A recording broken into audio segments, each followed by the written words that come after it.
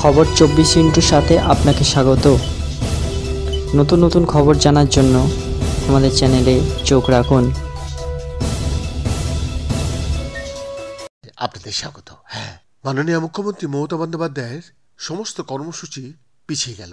নতুন বছরের শুরুতে মমতা বন্দ্যোপাধ্যায়ের একাধিক কর্মসূচি কিন্তু নবান্ন থেকে জানানো হয়েছে মুখ্যমন্ত্রী মমতা বন্দ্যোপাধ্যায় কর্মসূচি বাতিলের বিষয়টি, কিন্তু কেন এই কর্মসূচি বাতিল করা হলো তা নিয়ে কোনো কারণের কথা জানানো হয়নি। এদিকে নতুন বছরের প্রথম থেকেই মুখ্যমন্ত্রীর একাধিক কর্মসূচি ছিল, তার মধ্যে গঙ্গাসাগর মেলার প্রস্তুতি খতিয়ে দেখতেন মুখ্যমন্ত্রী, কিন্তু সেই কর্মসূচিও আপাতত বাতিল করা হয়েছে বলে খবর।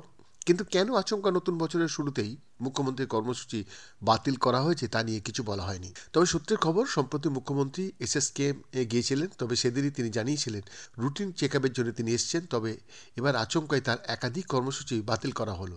এদিকে গত পুজোর আগে থেকেও দীর্ঘদিন বাড়িতেই ছিলেন মুখ্যমন্ত্রী। কালীঘাটের বাড়ি থেকে তিনি পুজো উদ্বোধন করেছিলেন, আর এবার নতুন বছরও তার একাধিক কর্মসূচি বাতিল করা হলো। তবে সূত্রের খবর, গত শুক্রবার তিনি SSKM গিয়েছিলেন, সেখানে তার কিছু চেক আপ হয়, তারপরে কিছুদিন তাকে বিশ্রাম নেওয়ার জন্য বলা হয়েছে কিনা তা নিয়ে চর্চা চলছে। সম্ভবত বিশ্রামের কারণেই তিনি তার পূর্ব নির্ধারিত কর্মসূচিতে যেতে পারছেন না বলেই খবর।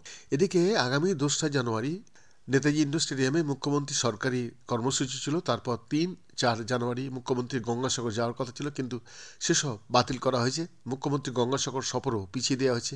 মমতা বন্দ্যোপাধ্যায় এরপর 8 এবং 9 তারিখে গঙ্গাসাগর যেতে পারেন বলে খবর ছিল, কিন্তু ততদিনে মেলা শুরু হয়ে যাবে। কপিল মুনির আশ্রমও তিনি যেতে পারেন। আগামী 4ই জানুয়ারি জয়নগরে তার একটা রাজনৈতিক কর্মসূচি ছিল, সেই কর্মসূচি আপাতত স্থগিত রাখা হচ্ছে।